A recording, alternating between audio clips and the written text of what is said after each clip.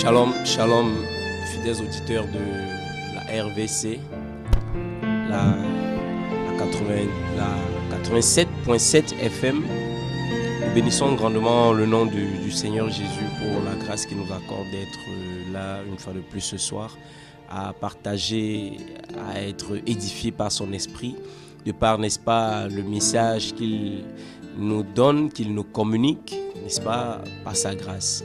Nous rendons grâce au Maître, le Rav, au Saint-Esprit qui nous conduit dans sa grâce à renouveler les pensées, à renouveler d'abord nos pensées, à renouveler les pensées des cœurs. Et nous bénissons grandement le nom du Seigneur. Et fidèles auditeurs, nous sommes là par la grâce du Seigneur Jésus pour une nouvelle fois dans ce cadre d'une nouvelle émission, la restauration des fondements. Et nous bénissons le Seigneur parce que cette émission, la restauration des fondements, a été inspirée par le Seigneur et c'est uniquement par Dieu et pour Dieu. C'est uniquement par l'évangile et pour l'évangile. C'est uniquement par son esprit et véhiculé pour son esprit, pour la gloire du Seigneur Jésus. Et nous sommes là ce soir, une fois de plus, bien-aimés, pour une nouvelle émission, pour partager, parce que les temps sont mauvais. Pourquoi la restauration des fondements? Justement parce que la Bible dira, comme vous le savez, dans le psaume chapitre 11, le verset 3, si les fondements sont renversés, lorsque les fondements sont renversés, que fera le juste? Donc voilà, nous nous rendons compte de plus en plus que les fondements sont renversés. Les mœurs sont de plus en plus foulées aux pieds. C'est la dépravation des mœurs. Voilà, c'est la montée du péché, la montée du mal. Le mal va de plus en plus dans son apogée. Le mal est appelé bien, carrément, et le bien est appelé mal. Donc nous sommes carrément ici dans le règne des ténèbres, dans le livre de Genèse chapitre 1, le verset 2, où, n'est-ce pas, les ténèbres avaient envahi la surface de l'abîme. Comment est-ce qu'on peut en arriver là? Comment est-ce que nous pouvons comprendre cela avec, n'est-ce pas, la proclamation de l'évangile? Mais jusque-là, le mal monte. Et la Bible dit que Jésus a déclaré sur ses disciples que vous êtes la lumière du monde.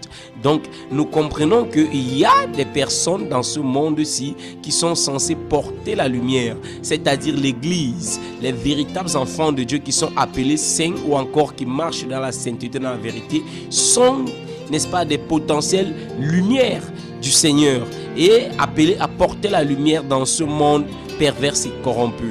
Mais malheureusement, très peu, n'est-ce pas, comprennent leur rôle, très peu connaissent leur rôle, très peu, n'est-ce pas, marchent dans leur rôle et très peu pratiquent leur rôle. Donc, par la grâce du Seigneur bien-aimé, nous sommes là ce soir pour, n'est-ce pas, restaurer un certain nombre de fondements une fois de plus, comme nous le faisons depuis un bon bout de temps déjà dans cette émission, la restauration des fondements. Le fondement par rapport à la parole, parce que la Bible dit que Jésus est le fondement.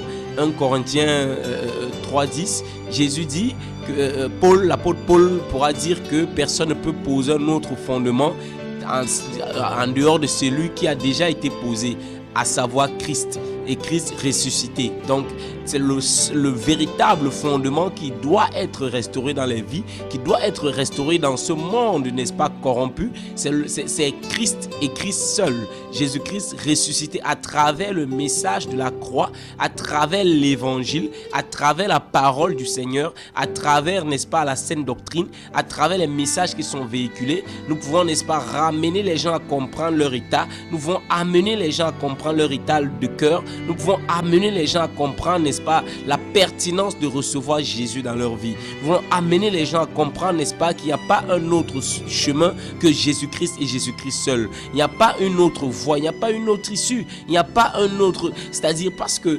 le monde va dans son ébullition. Vous savez, je partageais aujourd'hui avec un collègue, n'est-ce pas, il me posait la question, mais pasteur, comment est-ce que avec...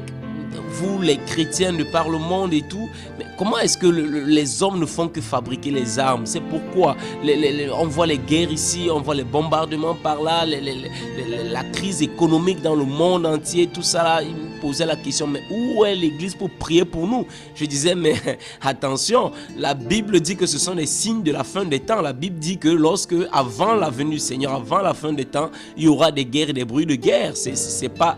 Voilà, Matthieu chapitre 24 nous parle, la Bible dit qu'il y aura des famines, voilà, il y aura des pestes, on a vu les coronas, tout ça là, ce sont des événements qui doivent marquer la fin des temps, ce sont des événements qui nous montrent que Dieu, la parole de Dieu est vraie. Et pour beaucoup, n'est-ce pas, qui doutent de la parole, qui doutent, qui disent que non, la parole de Dieu, c'est écrit par les hommes et tout. Oui, c'est vrai, c'est écrit par les hommes, mais des personnes inspirées par Dieu.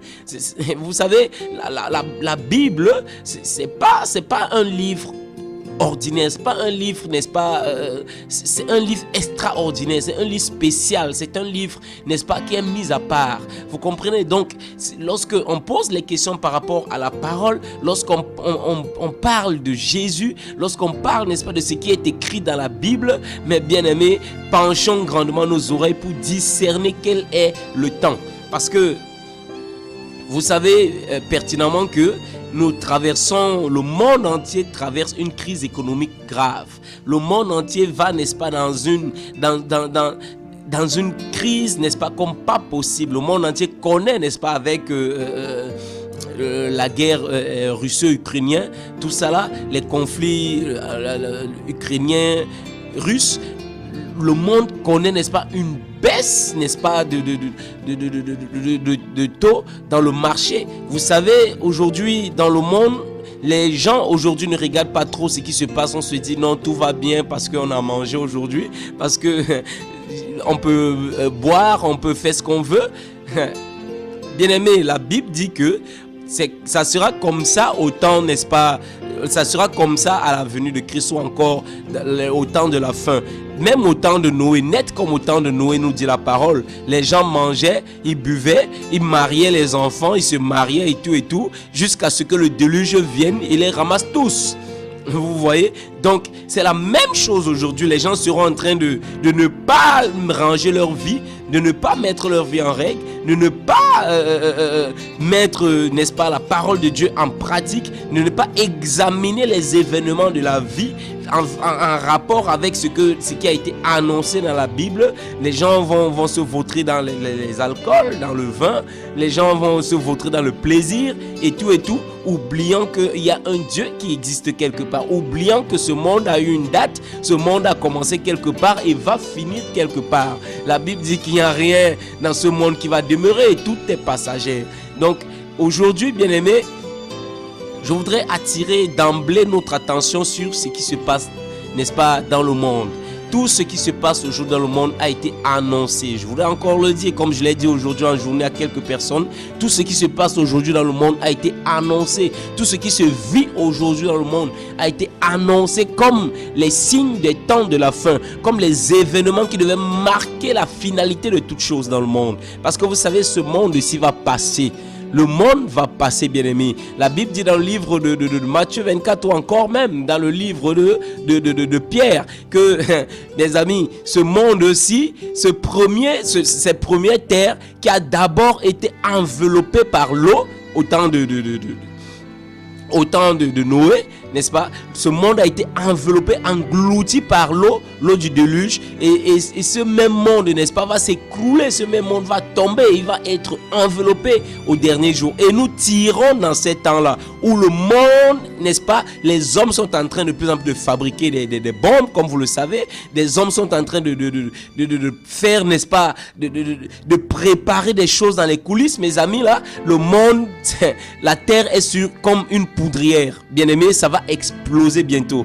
Vous voyez ce qui se passe ici partout dans les nations qui se préparent avec des ogives, tout ça, les bombes nucléaires ici et là, les bombes atomiques, le Japon ou encore la Chine qui va tester ses ogives, tout ça là, et l'Afrique aussi qui est en train de se préparer dans les coulisses, tout ça là, mes amis, les nations se préparent à quelque chose. Pourquoi, comme quelqu'un me disait aujourd'hui, mais pourquoi ces nations pourquoi ces nations fabriquent-ils des bombes et comment comptent-ils utiliser cela? Mes amis, ils fabriquent des bombes justement parce qu'ils sont plus prévoyants que nous. Ils sont plus prévoyants même que les enfants. Voilà pourquoi le Seigneur Jésus disait que les hommes de ce monde sont plus avisés que les fils du royaume. Vous voyez? Donc, ces hommes-là, ils savent qu'il y a un commencement et il y aura une fin. Il y a une première guerre mondiale et il y a une seconde guerre mondiale et aujourd'hui, il y aura une troisième guerre. Et cette troisième guerre mondiale, mes amis, là, c'est ça qui va déclencher la venue de Jésus. C'est ça qui va déclencher le jugement du monde.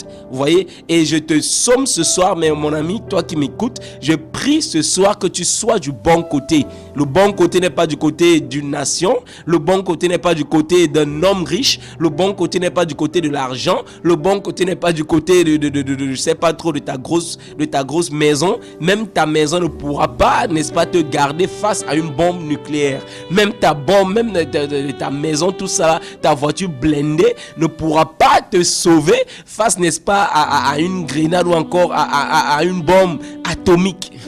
Bien aimé. Donc, ce soir, je voudrais nous ouvrir un peu l'entendement avec, n'est-ce pas, les événements qui se passent aujourd'hui, bien aimé. Avec tout ça, où est l'église? Où est l'église? Parce que beaucoup se posent la question, mais où est l'église? Mes amis, l'église est là. Vous savez, dans d'autres prophéties, encore dans d'autres paraboles que Jésus pouvait, n'est-ce pas, donner. Il a donné une parabole, n'est-ce pas, dans Matthieu 13 là-bas. Une parabole où il parlait, n'est-ce pas, il parlait du blé et de l'ivraie. Et vous allez vous rendre compte que dans Matthieu 13 là-bas, dans la parabole du blé et de l'ivraie, pardon, le blé avait d'abord été semé, c'est-à-dire les véritables fils de Dieu ont d'abord été suscités. Il y a eu un réveil spirituel de l'église. Autant, n'est-ce pas, de Paul, Pierre, de Pierre, tout ça là, Jacques, Jean, le réveil de l'église où il y avait des miracles terribles. Et bien après, mes amis, la Bible, Jésus, en donnant l'explication de cette parabole à ses disciples, il va leur dire que l'ivraie, en fait, c'est un ennemi qui est venu s'aimer l'ivraie. Et vous allez vous rendre compte que dans cette parabole, l'ivraie va pousser jusqu'à vouloir étouffer le blé. Et c'est ce qui se passe aujourd'hui, bien aimés. Les véritables enfants de Dieu sont de plus en plus cachés. Les véritables enfants de Dieu sont de plus en plus rares. Les véritables enfants de Dieu sont de plus en plus dans les coulisses. Les véritables enfants de Dieu ne sont plus vus au vu et au su de tous les hommes. Non à cause d'une crainte, mais parce que Dieu les cache dans les coulisses, bien aimés. Vous vous rappelez, n'est-ce pas, du livre, n'est-ce pas, du roi là-bas, dans 1 roi 19, lorsque Élie croyait être seul. Élie disait, dans ses erreurs, Élie disait, je suis seul, je suis resté seul.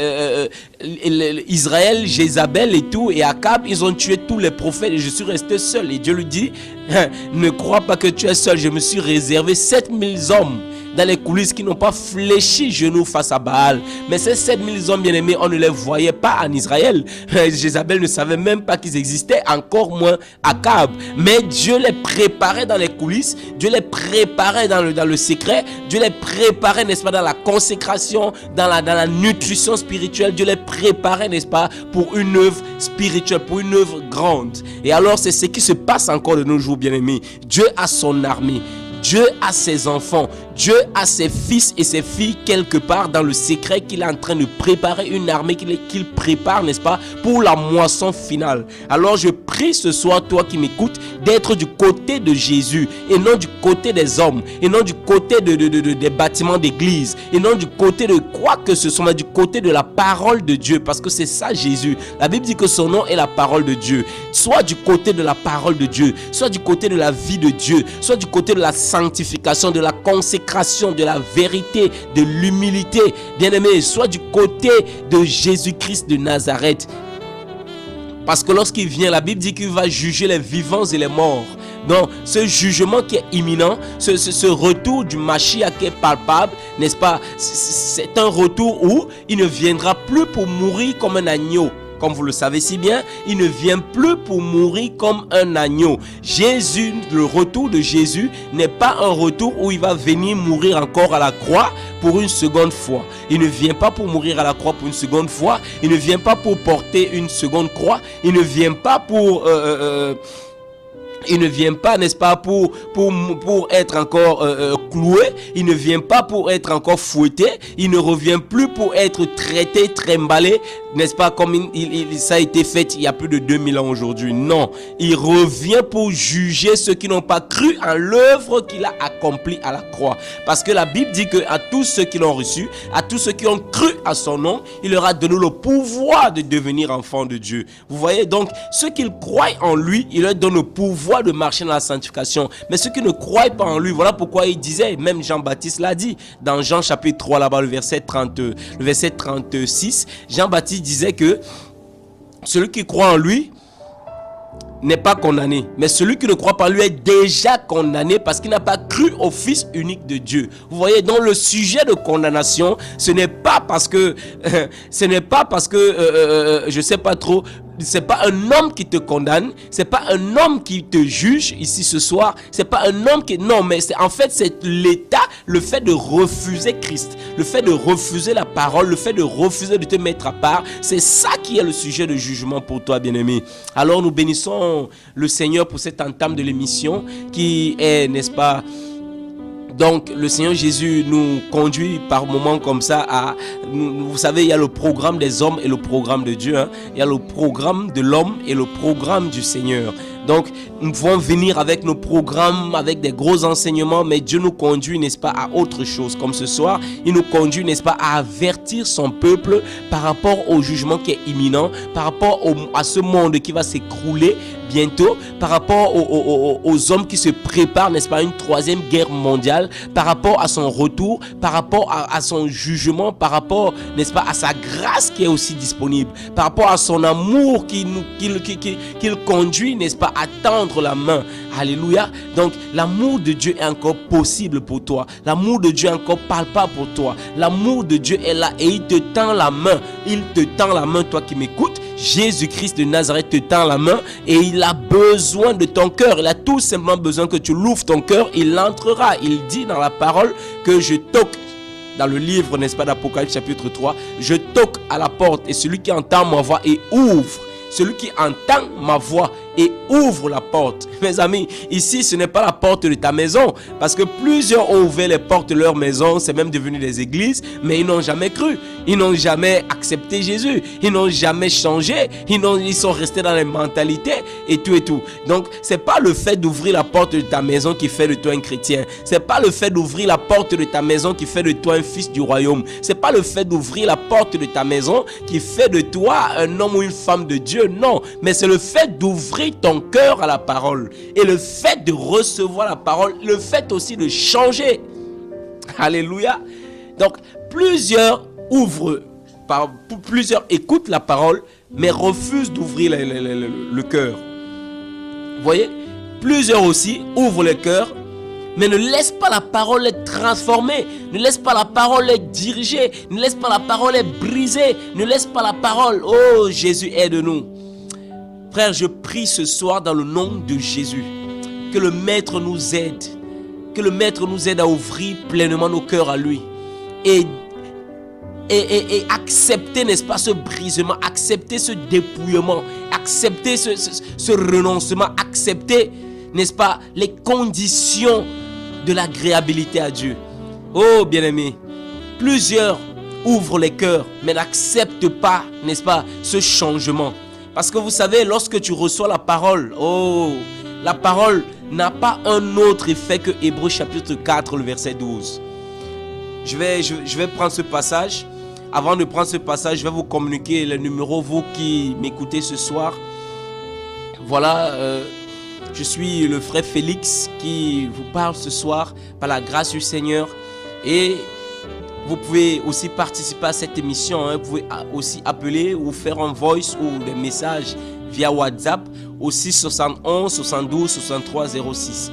Je répète, le 671 72 63 06. Vous pouvez appeler ou faire, n'est-ce pas, des voice ou des messages WhatsApp à ce numéro, le 671 72 63 06. Voilà, nous sommes dans l'émission La Restauration des Fondements à la 87.7, la radio Vie en Christ. Et nous sommes là ce soir, n'est-ce pas, pour parler voilà, des sujets qui minent aujourd'hui notre société, notamment, n'est-ce pas, le refus d'accepter Jésus. Or, le monde même nous enseigne. Le monde même la nature même nous enseigne, comme le maître dira. La Bible dit dans le livre d'Hébreux, le chapitre 4, n'est-ce pas, dans son verset 12, les effets de la parole, la Bible dit, en effet, la parole de Dieu est vivante et efficace, plus tranchante que toute épée à deux tranchants, pénétrante jusqu'à séparer âme et esprit, jointure et moelle. Elle juge les sentiments et les pensées des cœurs. Aucune créature n'est cachée devant lui. Tout est nu et découvert aux yeux de celui à qui nous devons rendre compte. Alléluia. Oh Jésus. Frère, la Bible dit que rien n'est caché devant la face du Maître. Rien n'est caché devant la face de Yahvé. Rien n'est caché devant la face du Rav. Rien n'est caché devant la face d'Elohim Shama. Rien n'est caché devant la face de El Sabaoth. Bien-aimé, je vais te dire ce soir que rien n'est caché devant la face de celui par qui et pour qui tu es né, tu as été créé. Rien n'est caché devant sa face, bien-aimé. Rien n'est caché devant lui. Et la Bible dit que la parole de Dieu, lorsqu'elle entre dans une vie, elle a un rôle. Elle a un rôle. Et quel est le rôle de la parole de Dieu, bien-aimé? C'est de séparer. Nous recevons parfois l'évangile, parfois les enseignements ici et là, la parole que nous écoutons, mais nous la recevons, oui certes, mais nous ne la laissons pas jouer son rôle dans nos vies. Nous ne laissons pas la parole, nous ne laissons pas totalement la parole nous transformer, diviser, ôter, séparer, n'est-ce pas, les sentiments charnels à celle de l'esprit. Or, la Bible dit dans le livre de Galates là-bas, que la chair s'oppose à l'esprit et l'esprit s'oppose. Ils sont tous les deux opposés. La chair a les désirs contraires à ceux de l'esprit. Mais nous refusons que l'esprit ou encore la parole de Dieu, de par l'action de l'esprit, nous transforme et brise, n'est-ce pas, la puissance de la chair dans nos vies. Nous refusons totalement cela parce que nous sommes tellement attachés aux choses charnelles, nous sommes tellement attachés, n'est-ce pas, aux choses, n'est-ce pas, à l'âme, n'est-ce pas, l'orgueil, tout ça là, les animosités, les querelles, les haines, tout ça là, ça nous anime.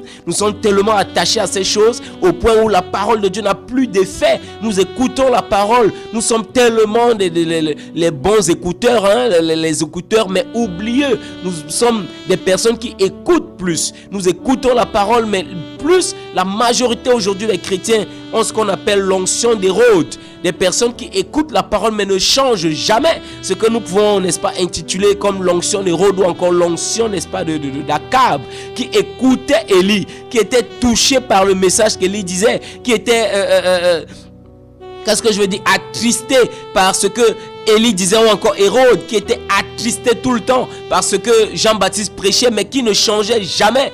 Bien-aimé, ce n'est pas le temps aujourd'hui de rester raide. Ce n'est pas le temps aujourd'hui de rester indifférent face à ce que la parole de Dieu dit. Ce n'est pas le temps aujourd'hui, mes amis, mes amis, ce n'est pas le temps de rester indifférent face à l'évangile, face à ce que tu écoutes de Dieu, face à ce que tu entends de la parole. La Bible dit ceci. La Bible dit que la foi vient de ce qu'on entend et ce qu'on entend vient de la parole de Dieu. La parole de Christ, l'évangile. Ne mets pas foi à une autre parole. Ne mets pas foi à ton argent. Ne mets pas foi à ton matériel. Ne mets pas foi aux hommes. Ne mets pas foi en autre chose qu'à la parole de Dieu. Parce que seule la parole, comme nous dit Hébreux ici, a la capacité de nous séparer des mauvaises compagnies. Seule la parole a la capacité de briser les liens familiaux ancestraux, de briser les jougs, de nous amener, n'est-ce pas, à la perfection. Seule la parole de Dieu a la capacité de nous séparer des sentiments charnels que nous pouvons avoir, bien-aimés. Donc, nous bénissons grandement le Seigneur pour le rôle de la parole qu'il nous donne. Alors, ne restons pas indifférents. La Bible dit dans le livre de Jacques là-bas que ne seront pas des auditeurs oublieux, n'est-ce pas? Pour ceux qui écoutent la parole, c'est comme un miroir. Celui-là qui écoute et ne change pas, il est comme cet homme qui se met dans le miroir et aussitôt il quitte devant ce miroir-là. Il oublie comment sa figure, comment il était face à ce miroir. Donc nous nous sommes parfois comme ça. Et transformons, laissons l'Esprit de Dieu à travers sa parole, n'est-ce pas, nous transformer, nous guider, nous orienter, nous briser. Parce que le rôle aussi de la parole, lorsqu'elle vient, elle vient aussi comme le marteau. Alléluia. La parole de Dieu est aussi comme le marteau, mes amis. Le marteau qui vient pour briser. Ça brise le raisonnement humain. Ça brise, n'est-ce pas, les sentiments charnels. Ça brise le siège des émotions. Ça brise le siège des sentiments. Ça broie, n'est-ce pas, l'orgueil, tout ça là, les envies, les sentiments charnels, n'est-ce pas, ça vient, ça brise tout ça, bien aimé. Donc, nous croyons fermement que l'action de l'Esprit ici aujourd'hui a son effet dans les cœurs. Déjà dans mon cœur, je sens, n'est-ce pas, comme ce feu qui bout, comme ce feu qui bouillonne. Parce que lorsque je parle de Jésus et lorsque je parle, n'est-ce pas, des événements des temps de la fin, mes amis, là, je suis d'abord le premier averti. Je dois être le premier éclairé. Je dois normalement être le premier, n'est-ce pas, à me ranger du côté de Jésus avant de vous proclamer cette vérité, cette véracité ou encore ce retour tellement imminent du Seigneur Jésus. Je bénis grandement le Seigneur pour cette entame de l'émission. N'est-ce pas, voilà, je vais prier. N'hésitez pas à appeler, donnez vos sujets de prière pour, n'est-ce pas, pour qu'on prie. Participez à l'émission, vous pouvez appeler ou faire des voices. Je vais répéter le numéro standard, c'est le 6 71 72 63 06. Vous pouvez appeler ou envoyer des messages via WhatsApp au 6 71 72 63 06. Le 6 71 72 63 06. C'est le numéro standard, vous pouvez appeler. Seigneur, nous te bénissons, nous te rendons grâce, Père, parce que tu es Dieu. Tu ne changes pas, Seigneur mon Dieu. Dans les cieux, sur la terre, Adonai, tu demeures le même. Père, tu as dit dans ta parole, Père, que tu es le même hier, aujourd'hui et pour l'éternité. Adonai, mon Dieu, parce que tu es le même hier, parce que tu es le même aujourd'hui, parce que tu es le même éternellement. Nous voulons, mon Dieu, me rappeler, oh Yahweh, porter ta nature. Nous voulons porter ta nature, mon Dieu, me rappeler, oh Yahweh, cette nature sainte, cette nature pure, cette nature agréable, mon Dieu, me rappelle, cette nature ferme, cette nature de l'honnêteté, cette nature, mon Dieu, de vérité. Père de gloire, nous voulons porter ta nature, Adonai, Père, te plaire et te ressembler, tel est notre désir, tel est mon désir ce soir, Adonai, Père de gloire, oh Yahweh, être à ton image, à ta ressemblance, mon Dieu, Père de gloire. Mais comment pourrais-je être à ton image? Comment pourrais-je te ressembler, Seigneur mon Dieu, me rappelle, oh Yahweh, si ta parole ne m'impacte pas, si ta parole ne m'influence pas, si ta parole, mon Dieu, ne défie pas, mon Dieu, me rappelle mes désirs charnels, si ta parole, mon Dieu, me rappelle, oh Yahweh, Père de gloire, oh Yahweh, ne transforme pas de par l'action de son esprit, Père de gloire, c'est qui, oh mon Dieu, me rappelle, c'est qui m'amène à être en déphage avec toi. Adonai, Père de gloire, ce soir, je prie pour mon cœur, je prie pour ma vie, je prie, mon Dieu, me rappelle, oh Yahweh, pour mon frère, pour ma soeur, Adonai, Père, qui connaît, mon Dieu, me rappelle les déboires, qui connaît, mon Dieu, me rappelle, oh Yahweh, les soucis, les souffrances. Adonai, Père, je prie, mon Dieu, me rappelle, oh Yahweh, à ce que ta parole, mon Dieu, me rappelle, qui est proclamée ce soir, puisse produire, mon Dieu, me rappelle, de l'effet dans les cœurs. Au nom de Jésus-Christ de Nazareth, Père, je prie, mon Dieu, me rappelle, pour mes frères, mon Dieu, me rappelle, pour tous ceux qui écoutent, mon Dieu, cette émission. Je prie afin que cet auditeur soit touché. Je prie afin que cette auditrice soit impactée. Je prie afin que, mon Dieu, me rappelle ce soir, ce ne soit pas une parole de plus, mon Dieu, me rappelle, dans sa vie, que ce ne soit pas une parole de plus, mon Dieu, mais que ce soit une parole vie et esprit, parce que ta parole, mon Dieu, est vie et esprit. Ta parole transforme, ta parole boue, ta parole, mon Dieu, me rappelle, oh Yahweh, libère, ta parole, mon Dieu, me rappelle, libère les captifs, au nom de Jésus. Adonai, mon Dieu, me rappelle, oh Yahweh, Père, que ton action, mon Dieu, me rappelle, oh Yahweh, se voit, que ton action, mon Dieu, me rappelle, oh, il soit palpable dans ma vie, dans la vie de mon frère et de ma soeur, que l'action de ton esprit, mon Dieu, me rappelle, oh Yahweh, Père de gloire, de la transformation, de la transfiguration, du brisement, mon Dieu, du dépouillement, mon Dieu, me rappelle, oh Yahweh, soit vie ce soir, au nom de Jésus-Christ de Nazareth. Je prie pour cet auditeur, mon Dieu, me rappelle, oh, tu m'écoutes, mon Dieu, me rappelle, oh Yahweh, Père, cet auditeur, mon Dieu, qui fléchit les genoux devant toi. Je prie afin que tu rencontres, mon Dieu, me rappelle, oh Yahweh, les désirs qui viennent de toi. Je prie afin que ta volonté parfaite s'accomplisse dans sa vie au nom de Jésus. Adonai, mon Dieu, me rappelle, oh Yahweh, Fais grâce, mon Dieu, mon Père. Fais grâce, mon Dieu, mon Père. Fais grâce, mon Dieu, mon Père, oh Dieu. Père de gloire, merci parce que tu prépares, mon Dieu, mon Père, tes enfants dans le coulisses. Merci parce que tu prépares, mon Dieu, tes enfants dans le secret. Merci, mon Dieu, mon Père, oh Yahweh, parce que tu prépares une armée, mon Dieu, mon Père, oh Yahweh. Merci parce que tu prépares une armée qui va se lever pour proclamer, mon Dieu, mon Père, ta pensée. Qui va se lever pour proclamer tes oracles, Adonai, Père, par l'Esprit, au nom de Jésus. Merci, Adonai, mon Dieu, mon Père, oh Yahweh. Toi, mon Dieu, mon Père, qui libère les vies. Toi qui libères les captifs, toi qui brises les chaînes de la peur, toi qui brises les chaînes de la mort, toi qui brises les chaînes, mon Dieu, mon Père, oh Yahweh, Père de gloire, toi qui brises les chaînes de la sorcellerie, toi qui brises les chaînes, mon Dieu, mon Père, des enfers, toi qui brises les chaînes, mon Dieu, mon Père, oh Yahweh, de l'orgueil, de la haine, toi, mon Dieu, mon Père, oh Yahweh, qui brise, mon Dieu, mon Père, oh Yahweh, les chaînes familiales ancestraux, Adonai, mon Dieu, mon Père, ce soir, Père de gloire, que l'action de ton esprit, mon Dieu, mon Père, oh Yahweh, Père de gloire, se voit de manière palpable, Adonai, Père, au nom de Jésus-Christ de Nazareth, Père de gloire. Père, pour tous ceux et celles qui m'écoutent ce soir, mon Dieu, mon Père, oh Yahweh, Père, impacte une vie, Seigneur, ce soir. Impacte une vie, Adonai, Père, ce soir. Dans le nom de Jésus-Christ de Nazareth, dans le nom de Yeshua. Oh, merci, Jésus. Merci, Père, pour ta grâce. Merci, Père, pour ton amour. Merci, Adonai, mon Dieu, mon Père, oh Yahweh.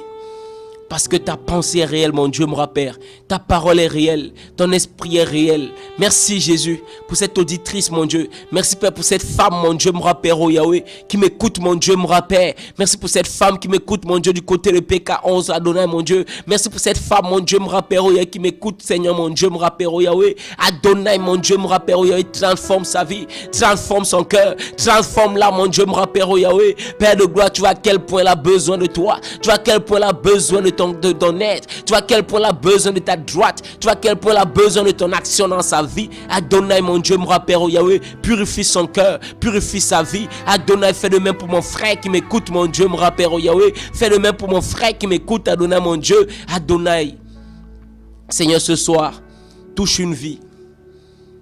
Je refuse de rester le même. Je refuse que mon frère demeure le même ce soir. Je refuse que ma soeur demeure la même ce soir. Dans le nom de Jésus. Fais grâce, Adonai. Au nom de Yeshua. Au nom de Yeshua. Oh bien-aimé, nous bénissons le Seigneur. Pour sa grâce.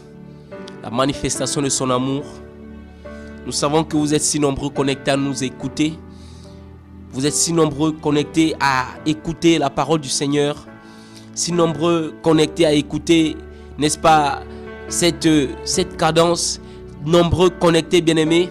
Et je dis, lorsque nous prions, lorsque nous partageons l'évangile, connectez-vous à l'action du Saint-Esprit. Connectez-vous au vent, aux vagues de l'Esprit, bien-aimé.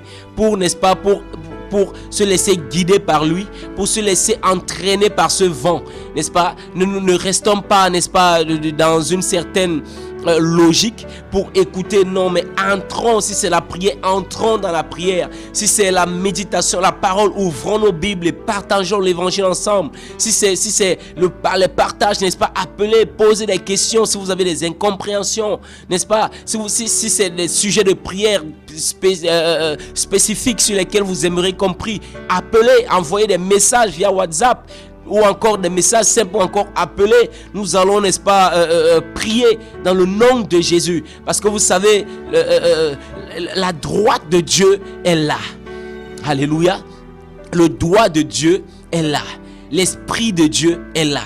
Le sceau de Dieu est là pour marquer quelqu'un dans le nom de Jésus-Christ de Nazareth. Au nom de Jésus. Merci Jésus. Merci Père pour ta grâce, pour ton amour, pour la vie. Au nom de Jésus. Amen. Oh Yeshua, tu es bon. Tu es bon, Adonai. Voilà. Bénissons grandement le Seigneur. Je voudrais, n'est-ce pas, par la grâce du Seigneur, honorer à une promesse que nous avons promise dimanche passé lors de l'émission La Restauration des Fondements. Nous avons promis continuer, n'est-ce pas, ce thème qui a été développé dimanche, qui est, n'est-ce pas, l'appel et l'appel à la sanctification. Vous savez, depuis un petit bout de temps déjà, nous partageons sur l'appel. Nous sommes dans ce thème, l'appel. Et nous avons vu qu'il y a plusieurs types d'appels dans la parole. Il y a plusieurs types d'appels. Il y a d'abord, n'est-ce pas, l'appel à la paix ou encore l'appel à la réconciliation avec Dieu. Il y a, n'est-ce pas, l'appel à la communion avec Dieu. Nous avons pris les passages, nous avons vu que dans Marc chapitre 3, le verset, à partir du verset 13, la 15 là-bas, Jésus, lorsqu'il a appelé ses disciples, n'est-ce pas, il a appelé de nombreux, mais il a choisi 12 pour être avec lui. Alors, lorsque Dieu nous appelle, ce n'est pas d'abord pour, n'est-ce pas, nous envoyer, c'est d'abord pour que nous restons dans sa présence, dans l'intimité, dans la communion avec lui, parce qu'il veut nous communiquer quelque chose. Il veut nous communiquer une grâce, il veut nous communiquer la vie, afin que nous partons aussi pour donner la vie aux autres. Et ces 12-là, lorsqu'ils sont restés auprès du maître pendant 3 ans et demi, à être enseignés, à être bâtis, à être enseignés, à être bâtis, à être brisés, à être transformés, à être transfigurés. Et mes amis là, il les a communiqué la vie. Et lorsqu'il est parti, il les a envoyé le Saint-Esprit pour les fortifier dans l'œuvre dans laquelle il les a appelés. Alors, c'est de la même manière aussi le Seigneur Jésus, lorsqu'il nous appelle, il nous appelle d'abord pour le salut, pour la vie éternelle. Et dans ce salut-là, c'est dans ce salut parce que l'appel au salut, c'est l'appel lancé pour tous. Pour tous. La Bible dit que tous, n'est-ce pas, la volonté de Dieu dans 1 Timothée chapitre 2, le verset 3, la volonté de Dieu, c'est que tous soient sauvés, parviennent à la connaissance de la vérité. Parce que Dieu nous a appelés au salut. Dieu appelle tout le monde au salut. Maintenant, pour ceux qui reçoivent cet appel, n'est-ce pas, il y a des appels spécifiques, incontournables, aussi salutaires que ce soit, comme, n'est-ce pas, l'appel à la communion.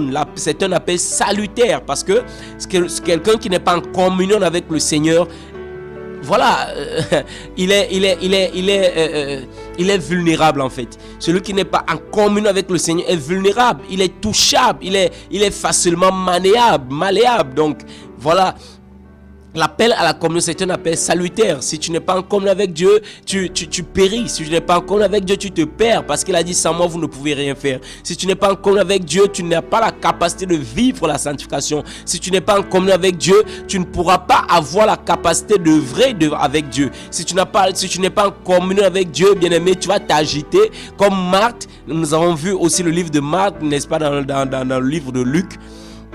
Nous avons vu que Marthe n'était pas en communion avec Dieu. Marthe n'était pas dans l'intimité avec Dieu. Marthe n'était pas dans la présence de Dieu pour recevoir l'évangile, pour recevoir la parole, pour recevoir instruction afin de le servir. Marthe voulait d'abord le servir. Or, il est entré dans cette maison-là pour d'abord servir. Et Marie a choisi la bonne part. Quelle bonne part? La bonne part de demeurer dans la communion avec Dieu. C'était la bonne part de Marie. C'est-à-dire demeurer dans la présence du Seigneur. Et Marie a connu beaucoup d'agitation, comme beaucoup de chrétiens aujourd'hui. Lorsque le Seigneur Jésus entre dans leur vie, tout de suite, il veut se lever pour aller prêcher. Tout de suite, il veut se lever pour devenir des pasteurs, des évangélistes. Tout de suite, on veut devenir des enseignants de la parole. Tout de suite, on veut commencer à œuvrer pour Dieu, sans toutefois avoir un cœur à cœur avec le Maître, sans toutefois être au pied de Jésus comme Marie, sans toutefois être au poteau de la croix, sans toutefois comprendre le quoi que ce soit de l'évangile. Bien aimé, on ne se lève pas comme ça, comme Marthe. Non, on demeure d'abord comme Marie, au pied de Jésus, écoutant la parole de Dieu, afin de mieux la vivre, afin d'être capacité, parce que c'est au pied de Jésus que nous pouvons être capacité, n'est-ce pas, pour aller œuvrer demain ou après-demain, selon sa volonté, s'il le veut, bien sûr. Alléluia. Donc, voilà, nous avons vu l'appel à la communion pendant, n'est-ce pas, les temps passés. Et aujourd'hui, depuis dimanche passé, nous parlons d'un appel spécifique qui est l'appel à la sanctification. L'appel à la sanctification. Et nous avons vu dans le livre de 1 Thessaloniciens, nous avons vu dans le livre de 1 Thessaloniciens, dans son chapitre 3,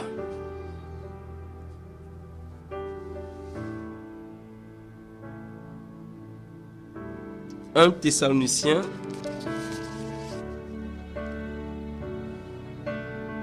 le chapitre 4, autant pour moi, 1 Thessaloniciens 4, à partir du verset 3. Ce que Dieu veut, c'est votre sanctification. c'est que vous vous abstenez de l'immoralité sexuelle, que chacun de vous sache garder son corps dans la consécration et dans la dignité.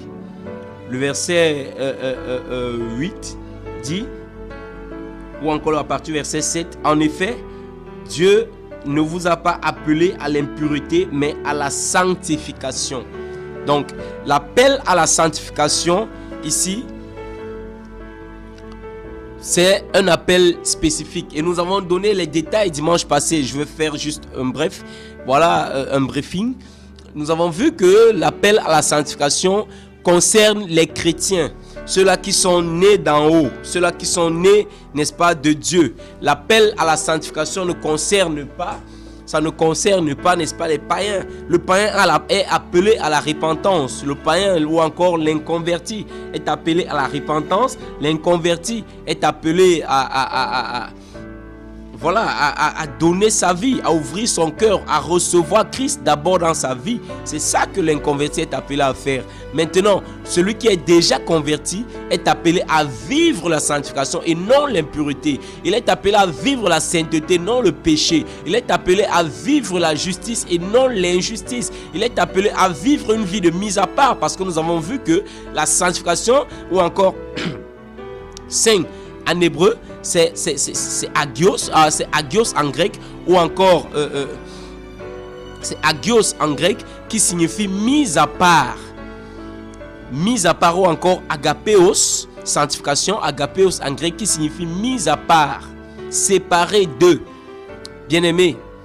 Donc, et nous avons vu que cette sanctification, ici, dans 1 Thessaloniciens, c'était la deuxième sorte de sanctification. Nous avons vu que le premier type de sanctification, c'est la sanctification, l'appel d'abord à la sanctification. C'est un appel qui génère trois types de sanctification, c'est-à-dire la sanctification par l'œuvre à la croix.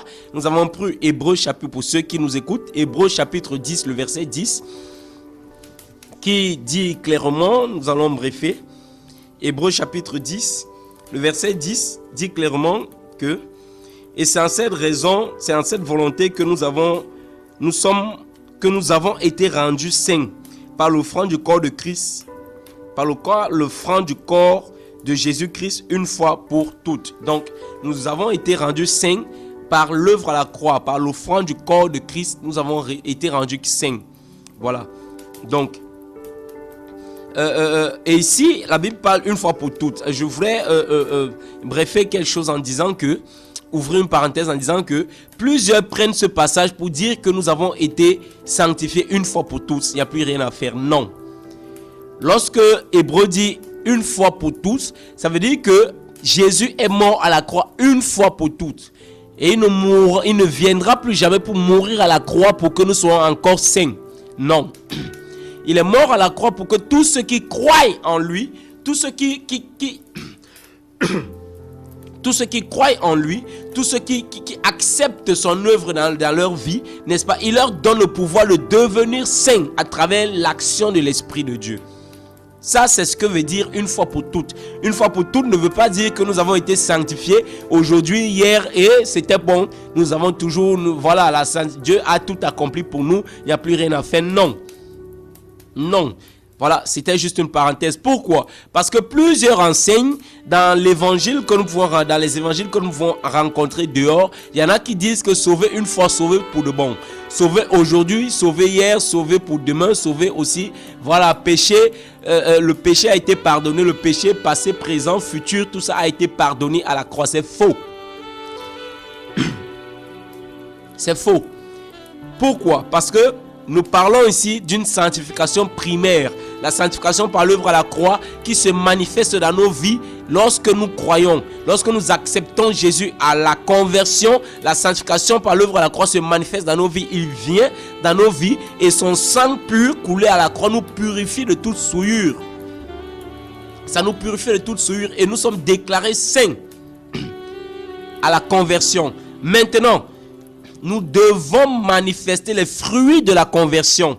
Et les fruits, l'un des fruits de la conversion, c'est la sanctification.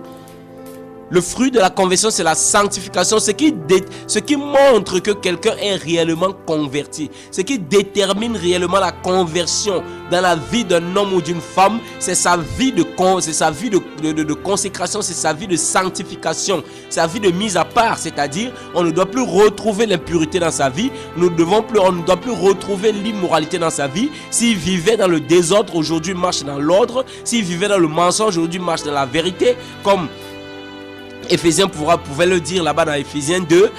Hier, vous avez marché, n'est-ce pas, comme dans les rudiments du monde, n'est-ce pas? Chacun parlait dans le mensonge, selon le prince de la vie de ce monde. C'est là le train, n'est-ce pas, du prince de la vie de ce monde. Mais aujourd'hui, parce que vous avez cru que chacun parle à son prochain selon la vérité, donc pour les fruits, pour quelqu'un qui a cru, si hier il marchait dans le mensonge, aujourd'hui on doit avoir une vie de vérité. On doit avoir une vie de fermeté s'il était instable. On doit avoir une vie de stabilité. On doit avoir une vie, n'est-ce pas, de mise à part, une vie de consécration, une vie d'humilité. S'il était tellement orgueilleux, tout cela, il doit travailler à ce que l'orgueil ne soit plus de son lot. Aujourd'hui, on doit avoir l'humilité parce que tout ça, c'est la nature de Dieu. La sanctification, en fait, c'est quoi? La sanctification, en gros, c'est le fruit. C'est le fruit de la conversion encore. C'est le fruit de l'action de l'Esprit de Dieu dans nos vies. Donc l'action, l'Esprit de Dieu vient dans nos vies. Et l'action de ce fruit de Dieu, l'action de l'Esprit de Dieu se manifeste par le fruit qu'on appelle la sanctification. Donc la sanctification, n'est-ce pas, c'est ce fruit-là qui détermine que nous avons réellement reçu Christ. La sanctification. Et si tu dis que le péché présent, futur, tout cela a déjà été pardonné, il n'y a plus rien à faire une fois pour toutes. Le péché a été, nous avons été sanctifiés une fois pour toutes, et sans toutefois comprendre le contexte sur lequel l'auteur se tient. Mes amis, là, tu te gourres complètement. Tu te gourres complètement. Parce que nous avons des efforts à faire. Regardez. Ça, nous entrons, n'est-ce pas, dans le deuxième type de sanctification. La sanctification, nous prenons, n'est-ce pas, le livre de toujours, hein, nous allons toujours prendre, prenons d'abord Apocalypse 22, 11. À partir du verset 10, Apocalypse. Alléluia. Merci Jésus. Parce que tu es Dieu, tu es grand. Nul n'est comme toi, Père. Apocalypse chapitre 22. Nous prenons à partir du verset 10. Puis il ajouta, ne marque pas du sceau du secret les paroles de la prophétie de ce livre, car le temps est proche. Verset 11.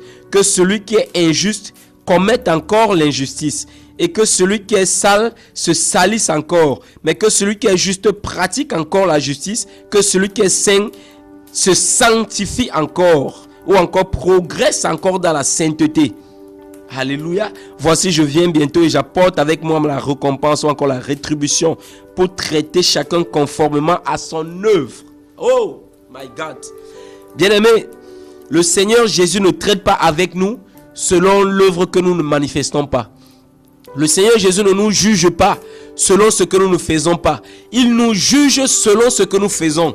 Si tu dis que tu as reçu Jésus et que tu marches dans la vérité, dans la sainteté, lorsqu'il viendra ou encore lorsque le jugement va se tenir, il va te juger selon ta vie. La vie sur terre, il va te juger selon ton œuvre. Il va te juger, est-ce que tu as marché dans la sainteté? Est-ce que tu as marché dans la vérité? La Bible dit que sanctifie-les par la vérité, car ta parole est la vérité. Nous allons arriver, car ta parole est la vérité. Est-ce que tu as marché dans la vérité de la parole? Est-ce que tu as marché dans la sainteté? Parce que la Bible nous dit que Dieu est saint.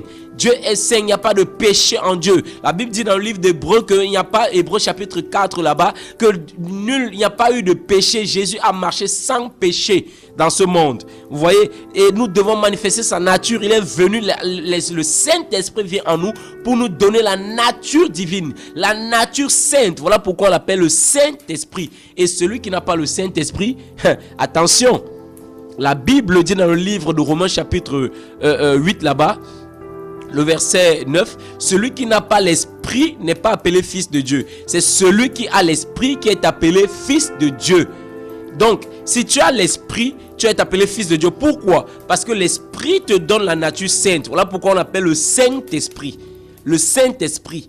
Dieu lui-même, dans son état d'esprit, vient. Nous sommes l'habitation de Dieu en esprit. Dieu lui-même vient dans son état d'esprit spirituel. Il vient habiter en nous et nous donne sa nature, nous revêt de sa nature. Alléluia. Il nous revêt de sa nature. Voilà pourquoi celui qui dit que Jésus nous a rendus saints une fois pour toutes à la croix, je dis, ce n'est pas l'évangile biblique. Ce n'est pas l'évangile biblique.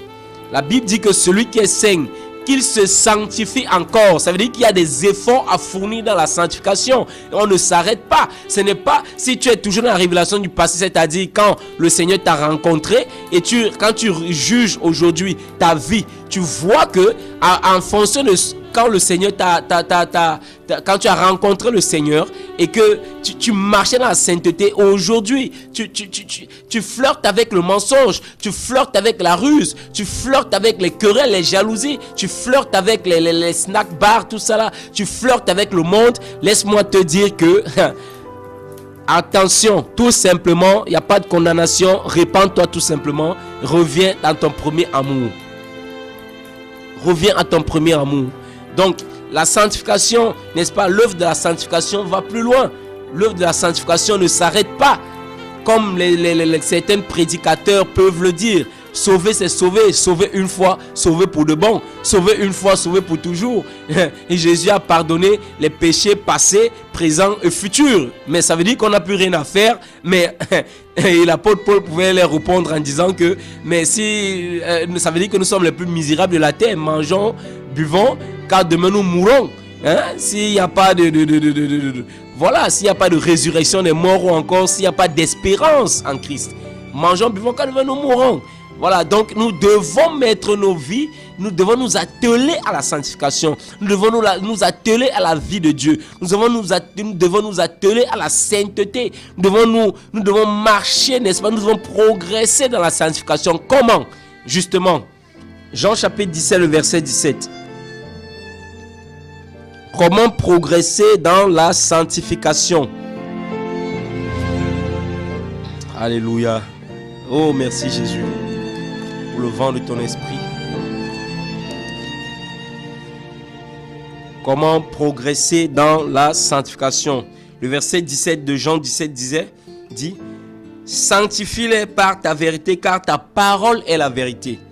Alléluia.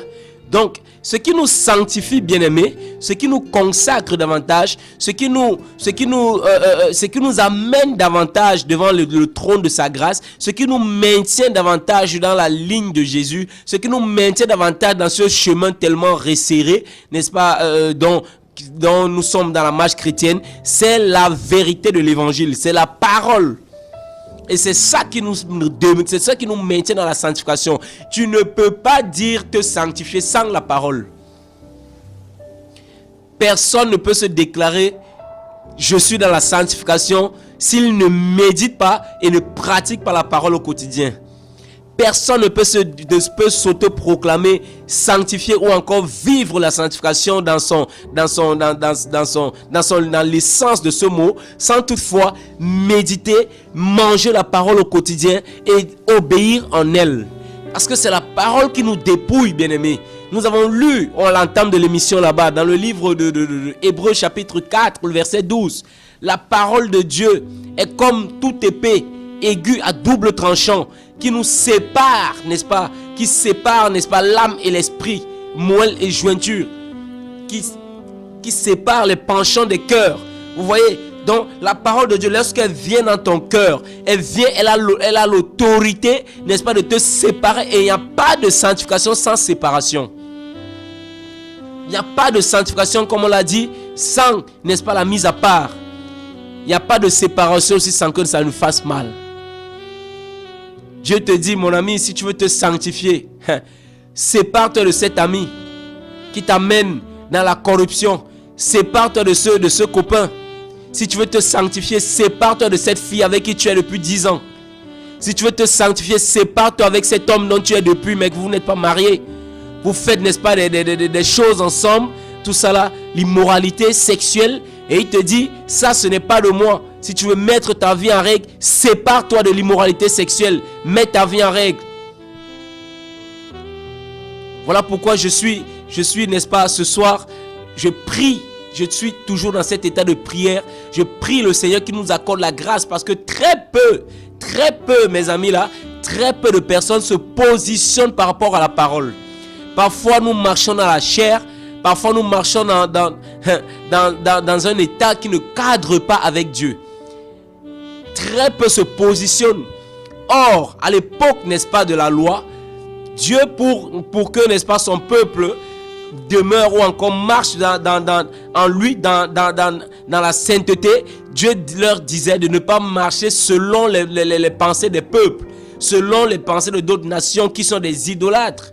Et Dieu savait que si les enfants d'Israël marchaient comme d'autres nations, et à un moment donné, ils ont commencé à marcher comme d'autres nations, ils ont commencé à suivre les dieux des Assyriens, les dieux des Amoréens, ils ont commencé à l'époque de Nombre là-bas, quand, n'est-ce pas, Baal a sorti des sentences, ou encore à amener Balak à ruser, n'est-ce pas, à les amener à la compromission avec des femmes, à la prostitution, n'est-ce pas, ils sont tombés même dans l'idolâtrie.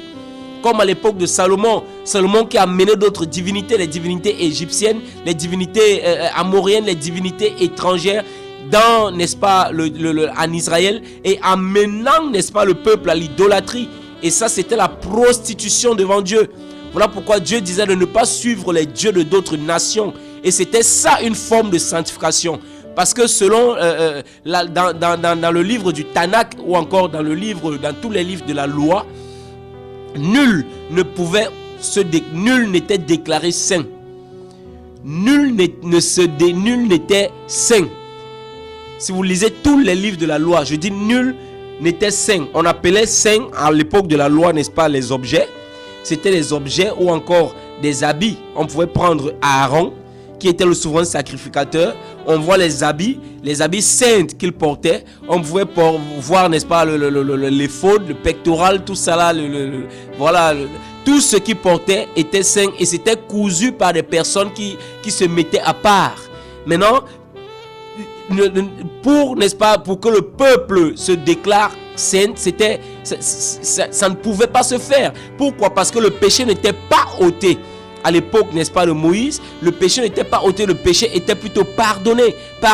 Pardonné comment? Par les sacrifices que les hommes donnaient. Lorsque tu péchais, tu pouvais faire des sacrifices, n'est-ce pas, pour que le souverain sacrificateur qui entrait une fois par an, le jour du Yom Kippour, le jour du grand pardon, dans le temple pour faire, n'est-ce pas, des sacrifices, et il pouvait entrer, faire des sacrifices pour que ton péché soit pardonné. Le péché était pardonné. Voilà pourquoi Hébreu dit là-bas, dans Hébreu 9, là-bas, à partir du verset 8 à 10, la Bible dit que tous ces sacrifices-là ne pouvaient pas purifier l'homme. Tous ces sacrifices-là ne pouvaient pas rendre pur, ne pouvaient pas rendre saint un homme. Vous voyez, mais c'était juste l'ombre des choses qui devaient venir. Les choses qui devaient venir. C'était l'ombre des choses qui devaient arriver. Vous voyez. Donc, c'est au niveau de Jésus-Christ de Nazareth que l'homme est déclaré saint. Pourquoi? Parce que c'est à l'époque de Jésus que le péché est ôté. Ou encore, c'est par la mort de Jésus-Christ de Nazareth que le péché est ôté. Jean-Baptiste dira que voici l'agneau de Dieu qui ôte le péché du monde. Vous voyez? Donc, à partir du moment où ton péché est ôté, à partir du moment où le péché est ôté dans ta vie, il te donne sa nature, il te communique sa nature, c'est-à-dire le Saint-Esprit, le sceau de Dieu. Tu es déclaré saint. Et tu peux aujourd'hui marcher dans la sanctification à travers la mise en pratique de la parole. Alléluia. Pour ceux qui nous écoutent, bien-aimés, je vais donner les numéros. J'ai l'impression qu'il y a des questionnements, des personnes qui se posent des questions. Comment est-ce que Dieu les voit? Est-ce qu'ils sont saints? Est-ce qu'ils seront jugés selon quelle œuvre? Tout ça là. Vous pouvez appeler, poser des questions ou encore faire des messages ou des voices via WhatsApp au 6 71 72 63 06. Le 6 71 72 63 06. Vous pouvez faire des voices ou encore, voilà, vous pouvez appeler via ce numéro standard qui est ouvert. de 6 71 72 63 06. Voilà, nous bénissons grandement le Seigneur qui nous donne la capacité, n'est-ce pas, de parler de sa part. Nous sommes dans l'émission La Restauration des Fondements. Voilà la radio Vie en Christ et la 87.7 FM. Nous parlons aujourd'hui dans cette émission de l'appel à la sanctification. Vous savez, bien-aimés, lorsque nous parlons de la sanctification, plusieurs nous prennent comme des personnes qui exagèrent. Comme un pasteur m'a clairement dit, vous, les pasteurs d'aujourd'hui, vous parlez sanctification, sanctification, sanctification, alors que les gens vivent des réalités. Oui, c'est vrai. Nous parlons de sanctification alors que les gens vivent des réalités, mais nous préparons aussi des gens par rapport à ces réalités. Vous savez, la réalité que la vie nous propose souvent n'est pas automatiquement la vérité que Dieu dit. La réalité que la vie nous donne, parce qu'il y en a, bien aimé, la réalité de la vie de Sarah n'était pas ce que Dieu disait d'elle. Alléluia. La réalité de Sarah était qu'elle ne pouvait pas accoucher. La réalité que Sarah vivait était qu'elle était dans la ménopause. Elle avait traversé l'âge d'accoucher un enfant. Réellement, elle ne pouvait plus accoucher. Ça, c'est la réalité de la vie. Elle ne pouvait pas accoucher. Parce qu'à 90 ans déjà, voilà, même les hormones, tout ça là, les ovules féminins, tout ça là, ça se renferme. Il n'y a plus possibilité de conception à cet âge-là, réellement. Maintenant, est-ce que c'est ce que Dieu disait d'elle? Est-ce que c'était la promesse de Dieu dans sa vie? Est-ce que c'est ce que Dieu avait dit à Abraham? Est-ce que c'est ce que Dieu l'avait dit? Dieu l'avait promis un enfant et elle a dû attendre cet enfant pendant 25 ans, bien aimé. Vous voyez? Donc la réalité de la vie n'est pas automatiquement ce que Dieu dit. Les gens vivent les réalités, oui, certes, mais nous devons les parler de la sanctification. Parce que c'est la sanctification qui attire le Seigneur, l'action du Seigneur dans leur vie. La Bible dit dans le livre d'Hébreux chapitre 12, le verset 14, que recherchez la paix avec tous et la sanctification sans laquelle personne ne verra le Seigneur. Donc, sans la sanctification, tu ne peux pas voir l'œuvre du Seigneur dans ta vie. Sans la sanctification, sans la séparation avec le mal, sans la séparation avec le péché, sans la séparation avec le mensonge, sans la séparation avec les œuvres des ténèbres, sans la séparation avec, n'est-ce pas, avec la ruse, avec l'orgueil, avec la haine, tout cela, sans la séparation avec, n'est-ce pas, les mauvaises compagnies, sans la séparation avec, n'est-ce pas, tout ce qui te met en déphasage avec Dieu, sans la séparation de toute œuvre, de toute cette œuvre des ténèbres, n'est-ce pas, il ne peut pas avoir l'action du Seigneur dans ta vie. Parce que la Bible, ne croyons pas que sans laquelle personne ne verra le Seigneur. Ici, voir le Seigneur, c'est à l'enlèvement ou encore au ciel seulement. Non, nous sommes appelés à voir le Seigneur au quotidien. Nous sommes appelés à voir le Seigneur tous les jours de nos vies. Nous sommes appelés à voir le Seigneur dans nos ménages. Nous sommes appelés à voir le Seigneur dans nos familles. Nous sommes appelés à voir le Seigneur dans nos études. Nous sommes appelés à voir la main du Seigneur dans nos familles. Nous sommes appelés à voir la main du Seigneur dans nos travaux, dans nos différentes activités. Nous sommes appelés à voir le Seigneur dans la vie de nos enfants, dans la vie, n'est-ce pas, de nos proches. Nous sommes appelés à voir le Seigneur même dans l'œuvre dans laquelle il nous appelle, dans l'œuvre ministérielle. Nous sommes appelés à voir le Seigneur. Alors pour le voir dans nos vies, dans nos cœurs, dans le changement, pour le voir agir même dans nos familles, tout ce qu'il nous demande n'est pas autre chose que la sanctification. Alléluia. C'est la sanctification, bien-aimé. Je t'exhorte ce soir à sortir de l'immoralité. Lorsqu'on parle de la sanctification, ça ne concerne pas seulement ceux qui vivent dans le péché sexuel. La sanctification ne concerne pas seulement une catégorie de personnes. Parce que la sanctification concerne tout le monde. Regardez ce que la Bible dit dans le livre de 1 Thessaloniciens chapitre 5. Le verset 23. Je vais l'expliquer. Beaucoup le lisent, mais par moments. La Bible dit que le Dieu de la paix vous conduise lui-même dans une sainteté totale. Et que tout votre être, c'est-à-dire l'esprit, l'âme et le corps, soient conservés irréprochables lors du retour de notre Seigneur Jésus-Christ. Celui qui vous appelle est fidèle. C'est aussi lui qui le fera. Alléluia. Il nous appelle. Il nous appelle. L'appel, bien-aimé, l'appel est lancé. L'appel à la sanctification, l'appel à la sainteté. La Bible dit que celui-là il doit nous sanctifier corps, âme et esprit. Et laissez-moi vous dire, Dieu ne va plus descendre du ciel de son état divin, de son état glorieux pour venir nous sanctifier au niveau du corps ou encore de l'âme ou de l'esprit. Il est déjà descendu une fois et il nous a donné sa parole. Dieu aujourd'hui ne se voit plus de manière physique. Dieu aujourd'hui se voit par la parole. Par la parole. Voilà pourquoi le livre d'Hébreux, là-bas, le chapitre 1, dit, il nous a, après nous avoir parlé longtemps par, n'est-ce pas, les prophètes, les pères, aujourd'hui il nous parle par le Fils, c'est-à-dire la parole. Alléluia. Hébreux chapitre 1, à partir du verset 1er. Il nous parle aujourd'hui par la parole. Donc, Dieu aujourd'hui, par sa grâce, il nous sanctifie par la parole au niveau de l'esprit, au niveau de l'âme et au niveau du corps. Alléluia. Comment est-ce que la sanctification du corps se passe? Parce que la sanctification du corps, c'est la sanctification de base. La sanctification de l'âme, c'est aussi une sanctification. La sanctification de l'esprit, c'est aussi une forme de sanctification. Et tous ces trois types de sanctification là, nous devons, n'est-ce pas, nous atteler à être saints et irréprochables par rapport à ça. Vous savez, le corps, n'est-ce pas, la Bible dit que on ne peut pas parler du corps sans parler des pensées. Le système de pensée de l'homme est corrompu. La Bible dit que les pensées de l'homme sont, n'est-ce pas, corrompues depuis la base, depuis la Genèse. Jésus dit qu'il n'avait pas besoin qu'on lui témoigne de l'homme parce qu'il savait ce qui était dans l'homme. Qu'est-ce qui est dans l'homme, bien aimé? Le cœur de l'homme. La Bible dit que le cœur de l'homme est mauvais. Dans le livre de Jérémie 7, Jérémie 15. Le cœur de l'homme est mauvais, tortueux. Qui peut le connaître par-dessus tout? Bien aimé.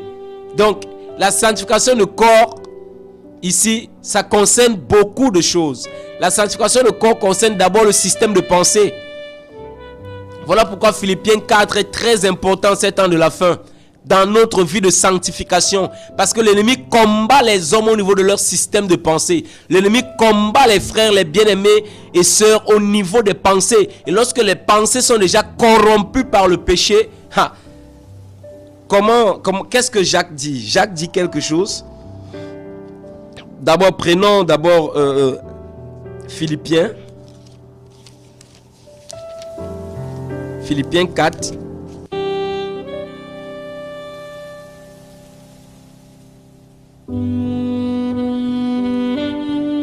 Prenons à partir du verset 15.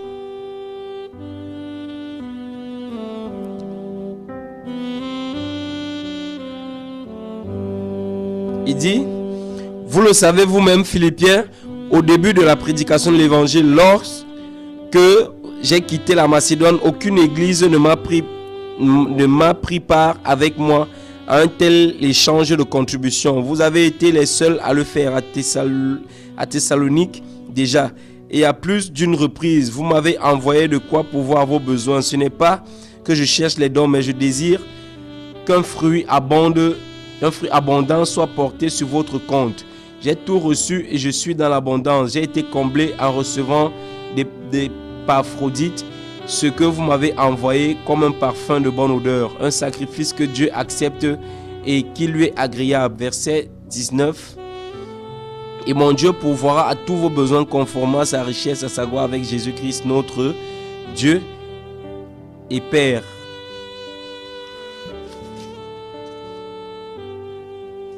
Voilà, il y a un passage que je cherche, pardonnez-moi. Dans le livre de Philippiens.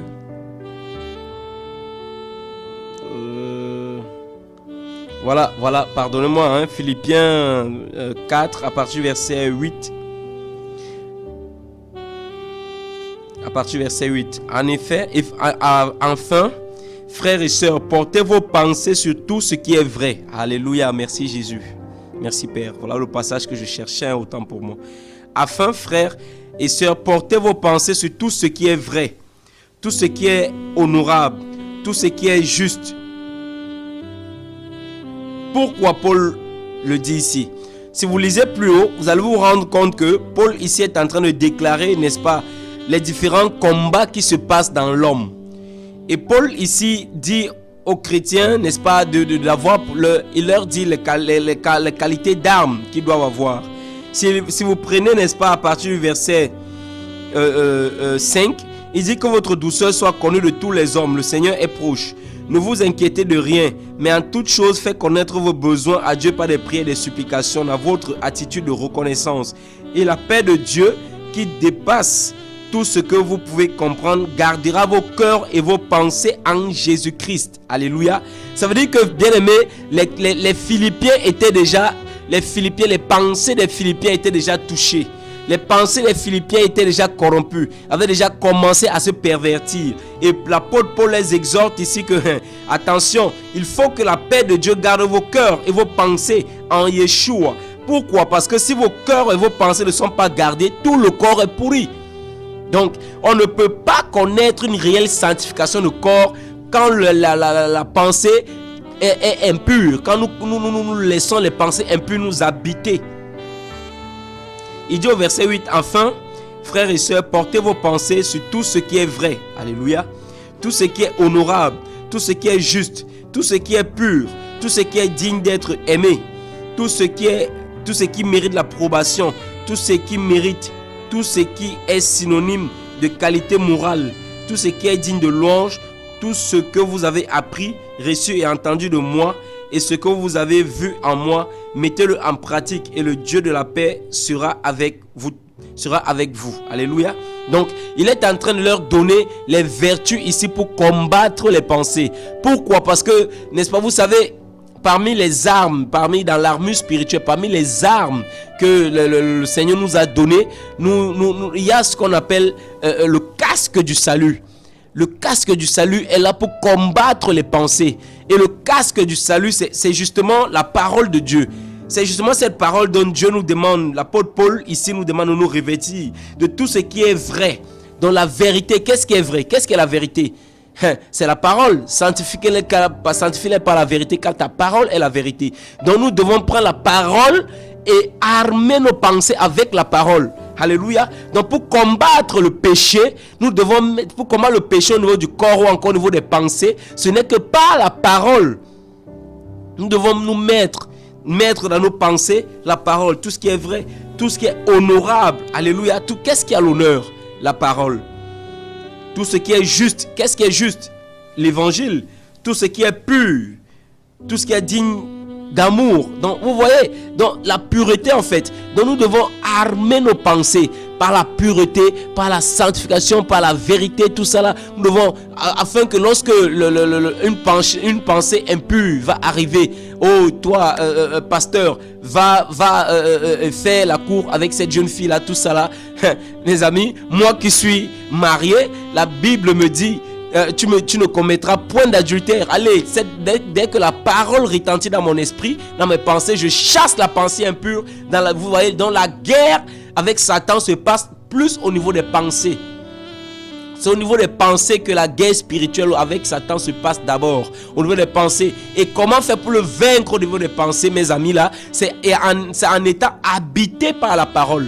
Voilà pourquoi l'apôtre Paul pouvait dire aux Colossiens que la parole de Christ habite abondamment en vous. Vous voyez, donc c'est ça le combat.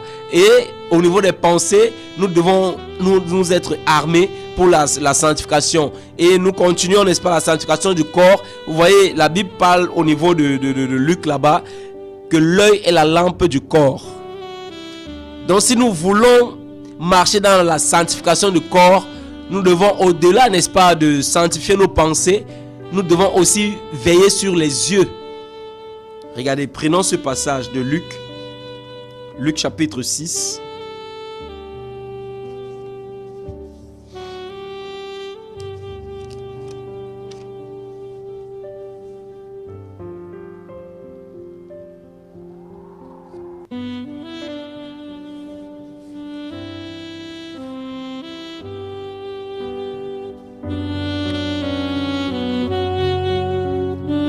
Chapitre 11, autant pour moi. Luc chapitre 11. verset 36. Luc chapitre 11, le verset 36. À partir du verset même 35. Veille donc à ce que la lumière qui est en toi, veille donc à ce que la lumière qui est en toi ne soit pas ténèbres. Si donc ton corps tout entier est éclairé, sans aucune partie dans les ténèbres, il sera entièrement éclairé, comme lorsque la lampe éclaire sa lueur. Alléluia. Le verset 34. Oui, merci. Ton œil est la lampe de ton corps. Lorsque ton œil est en bon état, tout ton corps est éclairé. Mais lorsque ton œil est en mauvais état, tout ton corps aussi est dans les ténèbres. Alléluia. Donc, la Bible nous parle ici d'un aspect très fort. Un aspect dont moi-même personnellement, je n'avais pas encore véritablement plongé les regards. C'est-à-dire l'action de l'Esprit m'ouvre les yeux actuellement. La parole de Dieu, n'est-ce pas, fait tomber les écailles de mes yeux actuellement et me donne, n'est-ce pas, de plus en plus de me sanctifier au niveau des yeux. C'est-à-dire de me sanctifier au niveau des regards, de garder mes regards par rapport à l'impureté. Il n'y a pas de sanctification, mes amis, là, sans la sanctification du corps, sans que nous ne pouvons sanctifier, n'est-ce pas, toutes les parties du corps, c'est-à-dire les yeux, la bouche, la pensée, les oreilles. Nous allons voir tout ça. Nous allons voir toute cette sanctification du corps. Aujourd'hui, là maintenant, nous parlons de la sanctification au niveau des yeux. La Bible dit que l'œil est la lampe du corps. L'œil est la lampe du corps. La Bible dit dans le livre de Luc chapitre 11 verset 34, ton œil est la lampe de ton corps. Lorsque ton œil est en bon état, tout ton corps est éclairé. Mais lorsque ton œil est en mauvais état, ton corps aussi est dans les ténèbres. Vous voyez? Donc, si tu ne préserves pas ton œil de l'impureté, tout ton corps va tomber dans l'impureté. Si tu ne préserves pas tes yeux d'un certain nombre de choses, voilà pourquoi, bien-aimé, il faut la sanctification des yeux est capitale. Vous savez, beaucoup de personnes négligent ce que nous parlons là ce soir, mais c'est salutaire. Pourquoi je le dis? Parce que c'est l'une des choses qui ont mis tout le monde entier dans les problèmes aujourd'hui. Les yeux. La Bible dit que Dieu avait donné un commandement à Adam et Ève. Dieu a dit à Ève, à Adam, autant pour moi, vous mangerez de tous les arbres du jardin, mais quant à l'arbre de la connaissance du bien et du mal, vous ne mangerez pas, de peur que le jour où vous en mangerez, vous mourrez certainement. Vous voyez? Mais lorsque le serpent est venu, il a montré à Ève comment la beauté du fruit. Il n'a pas montré la mort qui était plus bas. Il n'a pas montré la mort qui était cachée dans le fruit. La mort qui était n'est-ce pas, la transgression du commandement divin. Vous voyez un peu? Donc, et la Bible dit que Ève, ayant vu que le fruit était bon à manger, alléluia. Donc, Ève a commencé d'abord par tomber dans le péché, dans la désobéissance envers Dieu à travers la vue. Ce qu'elle passait devant cet arbre-là, elle et son mari tous les jours, ils passaient devant cet arbre-là. Ils n'avaient jamais regardé cet arbre comme ils ont regardé ce jour. Parce que cet arbre était interdit, ses fruits étaient interdits. Même le fait voilà, ils devaient tout simplement nettoyer le jardin. Mais quant à cet arbre-là, ils ne devaient pas passer. Qu'est-ce qui se passe, bien-aimé? L'homme, n'est-ce pas, a donné le devant à sa femme. Sa femme est allée convoiter le fruit. Elle a vu que le fruit était bon à manger. Et qu'est-ce qui se passe, bien-aimé, là? Qu'est-ce qui se passe, bien-aimé? La vue l'a tué. La vue a tué Ève. Nous allons prendre ce passage vite fait. Dans Genèse chapitre 3. Les yeux, mes amis. Les yeux amènent, les yeux conduisent au péché. Les yeux conduisent en enfer. Le fait de regarder ce que tu ne dois pas regarder. Parce que les yeux, c'est un sens. C'est parmi les sens du corps. Et les yeux conduisent directement aux pensées. Les yeux conduisent directement, n'est-ce pas, au cerveau. Les yeux conduisent directement au système de réflexion de l'homme.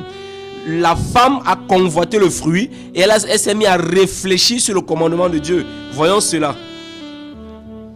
À partir du verset... Pardon. À partir du verset 4. Le serpent dit alors à la femme, vous ne mangerez absolument pas, mais Dieu sait que le jour où vous en mangerez, vos yeux s'ouvriront et vous serez comme Dieu. Vous connaîtrez le bien et le mal. Verset 6. La femme vit que l'arbre était porteur de fruits, bon à manger, agréable à regarder, agréable à la vue et précieux pour ouvrir l'intelligence. Elle prit du fruit et en mangea. Et elle en donna aussi à son mari qui était avec elle et il en mangea aussi. Vous voyez, le problème ici, c'est les yeux. La première chose, regardez bien, l'action première qui a fait tomber Adam et Ève dans la désobéissance, c'était les yeux. Voilà pourquoi la Bible dit que l'œil est la lampe du corps. Jésus nous prévient ici, mes amis. Ne prenons pas les paroles de Jésus à la légère. Ne prenons pas ça comme des paroles passagères, mes amis. Ouvrons grand les oreilles ce soir. Écoutons l'évangile. Écoutons la parole de Dieu. Jésus dit que l'œil est la lampe du corps. Si ton œil, n'est-ce pas, si ton œil est dans les ténèbres, tout ton corps est dans les ténèbres. Mais si ton œil, n'est-ce pas, n'est pas souillé, si ton œil n'est pas souillé, si tes yeux demeurent dans la pureté, tout ton corps demeure dans la pureté. Mais si ton œil court vers l'impureté, tout ton corps va tomber dans l'impureté. Donc la sanctification du corps, mes amis, est reposée sur les sens de l'homme. C'est-à-dire, premièrement, les yeux. La vue. Ève a vu que le fruit était bon à manger. Elle a vu que le fruit était agréable à la vue et que le fruit pouvait donner de l'intelligence. Mes amis, la convoitise charnelle, la convoitise des yeux. Combien de fois tu passes le temps à convoiter les choses autrui? Combien de fois nous passons le temps à envier les autres à travers ce que nous voyons?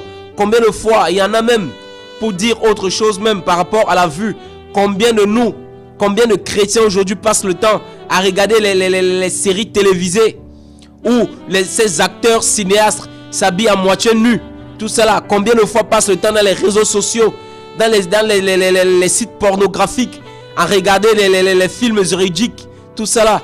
Combien de personnes, combien de chrétiens aujourd'hui passent le temps à regarder dans les sites internet, les sites pornographiques. Combien de personnes passent le temps aujourd'hui à regarder, à mater ici et là le corps des hommes, le corps des femmes, à convoiter, à envier.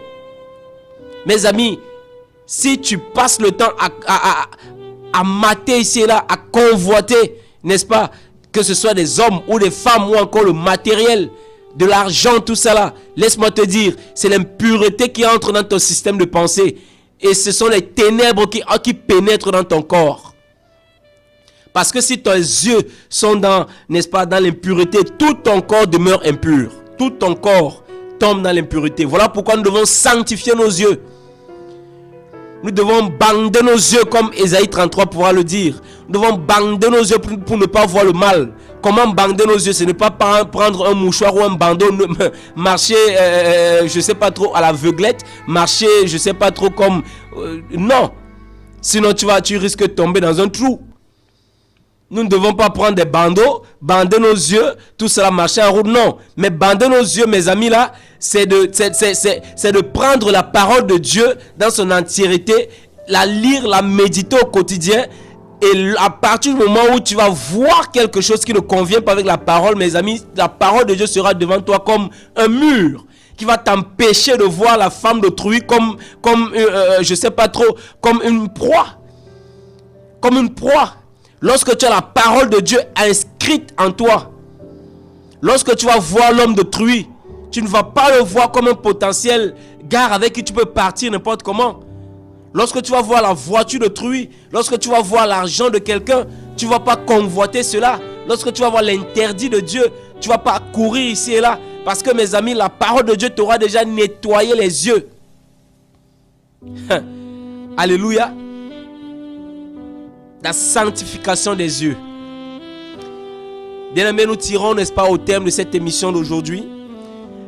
Au thème de cette émission, l'appel à la sanctification. Au thème de cette émission intitulée La restauration des fondements, avec pour sujet l'appel à la sanctification. Aujourd'hui, nous avons plus émoché l'aspect, n'est-ce pas, la sanctification du corps. Et nous avons pris tout simplement deux aspects, notamment la sanctification au niveau des pensées et la sanctification au niveau des yeux. Parce que pour que les pensées soient affectées, c'est d'abord les yeux qui sont d'abord devant. C'est d'abord les yeux qui voient et maintenant les pensées sont affectées. Voilà pourquoi il faut, n'est-ce pas, pour combattre tout cela, pour se sanctifier, pour vivre la sanctification des yeux, pour vivre la sanctification, n'est-ce pas, au niveau des pensées, mes amis, c'est la parole de Dieu qui doit être inscrite dans nos cœurs. C'est la parole de Dieu qui doit bander nos yeux. La parole de Dieu doit fermer nos yeux, mes amis, face au mal, face au péché, face à l'impureté. La parole de Dieu. Alléluia. C'est la parole. Vous savez, si Adam ou encore Ève mettaient la parole de Dieu ici en pratique, ils n'allaient pas tomber dans la désobéissance dans le jardin d'Éden. Mais qu'est-ce qui s'est passé? Le serpent les a montré la parole de Dieu d'une autre manière. Le serpent les a dit, Dieu a-t-il réellement dit? Il a suscité une conversation, il a suscité des regards, il a suscité une attention. À partir du moment où tu commences à regarder le mal, à partir du moment où tu commences à regarder, à réfléchir sur la parole de Dieu, à partir du moment où tu commences à réfléchir, est-ce que Dieu est vrai? À partir du moment où tu commences à réfléchir, mes amis, là, sur ce que Dieu a dit dans ta vie, tu es déjà sur le point de chute. Nous allons continuer l'émission dimanche prochain, dimanche, à partir de 19h.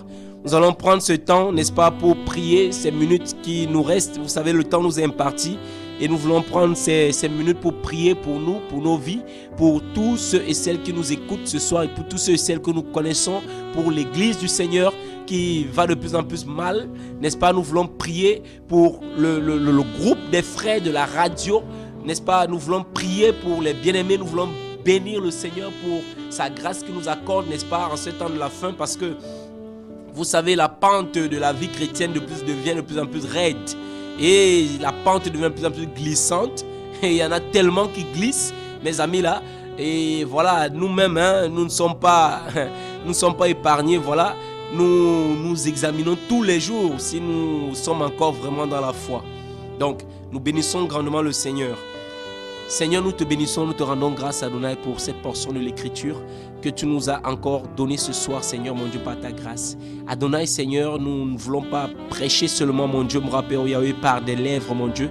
Père de gloire, nous refusons de parler par des lèvres, mon Dieu, mon Père, oh Yahweh. Mais nous voulons que cette parole, mon Dieu, je désire fermement, Adonai, mon Dieu, que cette parole soit réelle en moi au nom de Jésus. Père, je ne veux pas prêcher quelque chose qui n'est pas vie en moi. Je ne veux pas prêcher quelque chose qui n'est pas réel dans ma vie. Je ne veux pas prêcher quelque chose, mon Dieu, mon Père, oh Yahweh, Père de gloire, sans la pratiquer. Adonai, Père de gloire, accorde-moi la capacité, mon Dieu, me rappelle de marcher dans la sanctification des yeux, la sanctification du corps, de l'âme et de l'esprit, de marcher dans la sainteté au nom de Jésus. Adonai, mon Dieu, me rappelle, accorde-moi la grâce, mon Dieu, me rappelle, oh Yahweh, de me préserver de toute souillure, mon Dieu, me rappelle, oh Yahweh, dans l'honnêteté, dans la vérité au nom de Jésus. Je prie au Père pour tous mes frères, mes soeurs qui m'écoutent ce soir, pour tous les auditeurs, mon Dieu, me rappelle, oh Yahweh.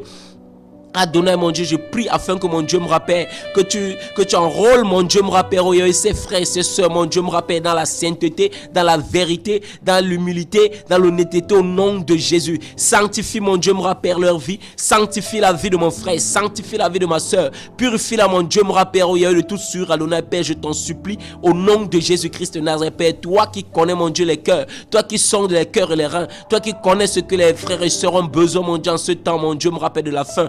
Adonai, mon Dieu, me rappelle, oh Yahweh, je t'en supplie. Rencontre les désirs, mon Dieu, me rappelle des cœurs. Adonai, Père de gloire, je t'en prie. Au nom puissant de Jésus-Christ de Nazareth, Seigneur, mon Dieu. Dans le nom puissant de Jésus. Adonai, fais grâce. Merci, mon Dieu, pour ta grâce, mon Dieu, me rappelle, oh Yahweh. Père, purifie les cœurs, mon Dieu, me rappelle un de mes frères, mon Dieu, me rappelle de la radio. Pour tous les frères intervenants, mon Dieu, me rappelle au niveau de la radio, vie en Christ. Adonai, mon Dieu, me rappelle, purifie les cœurs. Sanctifie les vies, mon Dieu, me rappelle, oh Yahweh. Amène encore dans les hauteurs, mon Dieu, me rappelle cette station radio, mon Dieu, me rappelle, oh Yahweh. là où, mon Dieu, me rappelle, tu as touché, où tu as ouvert les portes, mon Dieu, afin que ta parole soit proclamée. Père de gloire, mène encore dans une autre dimension, mon Dieu, me rappelle, cette radio, mon Dieu, me rappelle, au nom de Jésus. Adonai, étends encore les limites, mon Dieu, me rappelle, oh Yahweh, de cette fréquence. Étends les limites, mon Dieu, me rappelle, de cette fréquence, Adonai, Père. Au nom de Jésus-Christ de Nazareth, mon Dieu, me rappelle, oh Yahweh, Père, étends les limites financières, étends les limites matérielles, étends les limites, mon Dieu, me rappelle, oh Yahweh, numérique, étends les limites, mon Dieu, me rappelle, oh Yahweh, de la parole, étends les limites, mon Dieu, me rappelle, oh Yahweh, Père de gloire,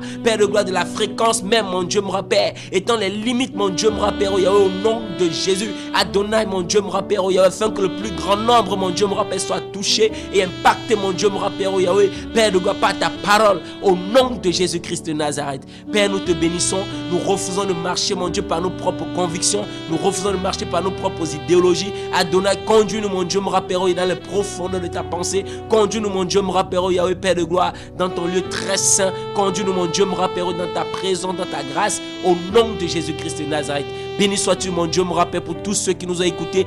Bénis mes frères, bénis tous les auditeurs, bénis-les, mon Dieu, me rappelle, dans le nom de Jésus-Christ de Nazareth. Amen.